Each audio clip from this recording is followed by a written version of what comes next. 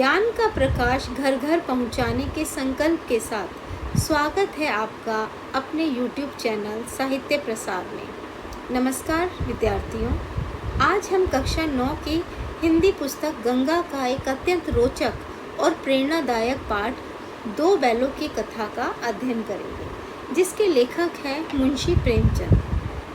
विद्यार्थियों, क्या आपने कभी यह सोचा है कि पशु भी मित्रता करते हैं? उनमें भी प्रेम और स्वाभिमान की भावना होती है। दो बैलों की कथा जो हमें सच्ची मित्रता, दृढ़ निष्ठा और स्वतंत्रता का संदेश देती है। तो आइए कहानी की दुनिया में प्रवेश करते हैं, लेकिन उससे पहले इस कहानी के रचनाकार मुंशी प्रेमचंद जी का संक्षिप्त परिचय पढ़ते हैं।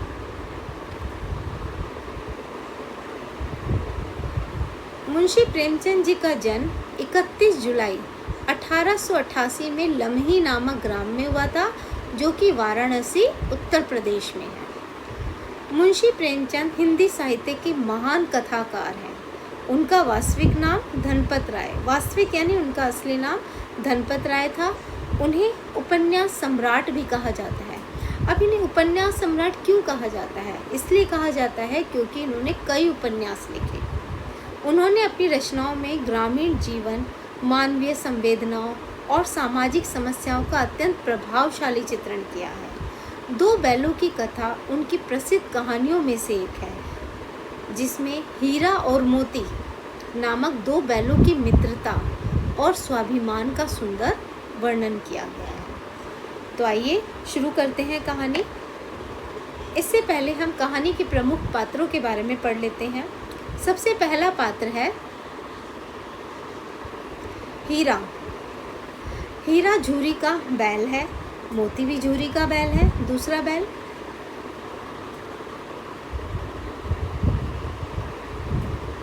झूरी हीरा और मोती का मालिक है। झूरी की पत्नी गया, छोटी लड़की और सांड, जिसके साथ हीरा और मोती का आमना सामना होता है। हीरा और मोती, दो बैल, ये कहानी के प्रमुख पात्र हैं और इन्हीं के इर्द गिर्द पूरी कहानी चलती है, यानी ये मुख्य पात्र हैं। झूरी काछी के बैल, झूरी काछी इन दोनों बैलों के मालिक हैं और ये दोनों उसके बैल हैं। बहुत प्यार करते हैं अपने मालिक से, उनमें गहरी मित्रता है। ये झूरी और मोती दोनों में गहरी मित्रता है। अब मित्रता, विद्यार्थियों, आपकी भी मित्रता होगी, है ना? आपके भी मित्र होंगे। तो जो मित्र होते हैं उनसे हमें बात करना, उनके साथ खाना, उनके साथ घूमना बहुत अच्छा लगता है। उसी प्रकार हीरा और मोती भी आपस में एक दूसरे से बहुत प्यार करते थे, प्रेम करते थे और दोनों में बहुत गहरी मित्रता थी। एक साथ ही घूमने जाते, एक साथ ही खाना खाते, एक साथ ही जागते, एक साथ ही सोते थे। उन दोनों में आत्मसम्मान बहुत ज़्यादा था, मतलब अपने सम्मान को बहुत अधिक महत्व देते थे। हीरा शांत स्वभाव का था, समझदार था। जो हीरा था वो शांत था, बिल्कुल शांत, और साथ में समझदार भी था। मोती समझदार तो था, लेकिन बहुत ज़्यादा क्रोधी स्वभाव का था, लेकिन साथ ही साथ वो बहुत साहसी भी था। कोई भी मुसीबत आती थी वो उसका डटकर सामना करता था। दो बैलों की कथा। जानवरों में गधा सबसे ज़्यादा बुद्धिमान समझा जाता है। हम जब किसी आदमी को परले दर्जे का बेवकूफ़ कहना चाहते हैं तो उसे गधा कहते हैं। गधा सचमुच बेवकूफ़ है, या उसके सीधेपन, उसकी निरापद सहिष्णुता ने उसे यह पदवी दे रखी है, इसका निश्चय नहीं किया जा सकता। गाय सींग मारती है, ब्याई हुई गाय को तो अनायास ही सिंहनी का रूप धारण कर लेती है। इसका क्या मतलब है? जब गाय का बच्चा होता है तो अपने बच्चे के लिए वो सिंहनी का रूप धारण करती है, यानी कि वो अपने बच्चे को किसी को स्पर्श भी नहीं करने देती। कुत्ता भी बहुत गरीब जानवर है, लेकिन कभी कभी उसे भी क्रोध आ जाता है, किंतु गधे को कभी क्रोध करते नहीं सुना, न देखा। जितना चाहो गरीब को मारो, चाहे जैसी खराब सड़ी हुई घास सामने डाल दो, उसके चेहरे पर कभी असंतोष की छाया भी न दिखाई देगी। बैसाखी में चाहे एकाध बार कुलेन कर लेता हो, पर हमने तो उसे कभी खुश होते नहीं देखा। उसके चेहरे पर एक स्थायी विषाद स्थायी रूप से छाया रहता है। विषाद यानी कि उदासी सी छाई रहती है। सुख दुख हानि लाभ किसी भी दिशा में उसे बदलते नहीं देखा, मतलब वो जैसा है वैसा ही रहता है। ऋषियों मुनियों के जितने गुण हैं वे सभी उसमें पराकाष्ठा को पहुंच गए हैं। जैसे ऋषि मुनि बिल्कुल शांत स्वभाव के रहते हैं, कोई उन्हें कुछ भी कह दे लेकिन वो अपनी तपस्या में मग्न रहते हैं, उसी प्रकार जो गधे हैं वो भी, चाहे उनको कितनी भी प्रताड़ना दी जाए लेकिन वो अपने मालिक के बड़े वफादार होते हैं। पर आदमी उसे बेवकूफ़ कहता है, लेकिन बोला जाता है ना, जो ज़्यादा कहना मानता है जी हुजूरी, मतलब जो अगर उठने के लिए कह दिया उठ गया, बैठने के लिए कह दिया बैठ गया। अगर इस तरह से कोई व्यक्ति होगा तो उसे क्या कहते हैं लोग? बेवकूफ़ कहते हैं। सद्गुणों का इतना अनावर कभी नहीं देखा होगा। कदाचित सीधापन संसार के लिए उपयुक्त नहीं है। देखिए ना, भारतवासियों के अफ्रीका में क्या दुर्दशा हो रही है। क्यों अमेरिका में उसे घुसने नहीं दिया जाता? बेचारे शराब नहीं पीते, चाय पैसे को समय के लिए बचा कर रखते हैं, जी तोड़ काम करते हैं, किसी से लड़ाई झगड़ा नहीं करते, चार बातें सुनकर गम खा जाते हैं, यानी कि वो उसको सहन कर लेते हैं, फिर भी बदनाम है। कहा जाता है वे जीवन के आदर्शों को नीचा करते हैं। अगर वे भी ईंट का जवाब पत्थर से देना सीख जाते हैं तो शायद सभ्य कहलाने लगते।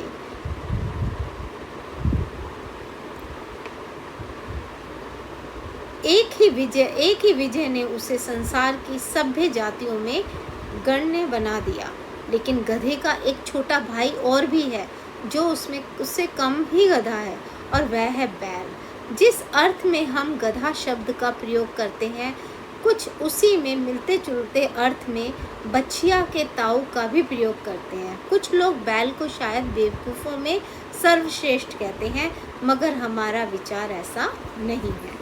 अब इसमें बताया गया है, जो ये दो बैलों की कथा है उसमें इनके स्वभाव के बारे में बताया गया है। तो इसके स्वभाव के बारे में बताने के लिए उन्होंने सबसे पहले किसका उल्लेख किया है? गधे के स्वभाव का, कि गधा है वो बिल्कुल बेवकूफ़ है, उसको उस पर जितना भी भार डाला जाए वो चुपचाप सह लेता है। तो उन्होंने कहा है कि उसी प्रकार जो ये बैल है, बैल भी उसी की जाति के होते हैं, मतलब उनसे थोड़े से कम होते हैं। गधा कुछ मतलब एक छोटा भाई और भी है, मतलब गधे को बड़ा माना जाता है और बैल को छोटा, मतलब जो गधा है वो उसको ज़्यादा मतलब सहनशील माना जाता है। उसके बाद दूसरा नंबर आता है बैल का। लेकिन लोग क्या कहते हैं कि बैल को सबसे ज़्यादा बेवकूफ़ मानते हैं, लेकिन जो मुंशी प्रेमचंद जी कह रहे हैं, मगर हमारा विचार ऐसा नहीं है।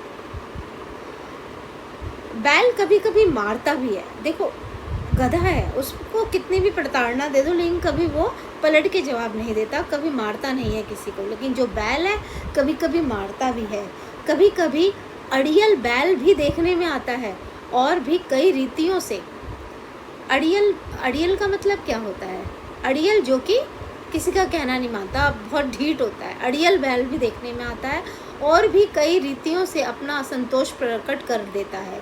अतः उसका स्थान गधे से नीचा है, यानी गधा सर्वश्रेष्ठ है। झूरी के दोनों बैलों के नाम थे हीरा और मोती। दोनों की बात हो रही है। अब किनकी? हीरा और मोती की बात हो रही है। वो किसके बैल थे? झूरी के बैल थे। और इनकी जाति कौन सी थी? पछाई जाति। ये जो हीरा और मोती है वो पछाई जाति के बैल थे। देखने में सुंदर, काम में चौकस यानी कि तुरंत हाजिर रहना, डील में ऊंचे यानी बहुत हट्टे कट्टे थे। बहुत दिनों साथ रहते रहते दोनों में भाईचारा हो गया। भाईचारा यानी कि प्यार प्रेम बढ़ गया, और दोनों आमने सामने या आसपास बैठे हुए एक दूसरे से मूक भाषा मतलब बिना बोले, जो मूक होता है ना, बिना बोले ही मन की बात वो समझ जाते थे एक दूसरे की।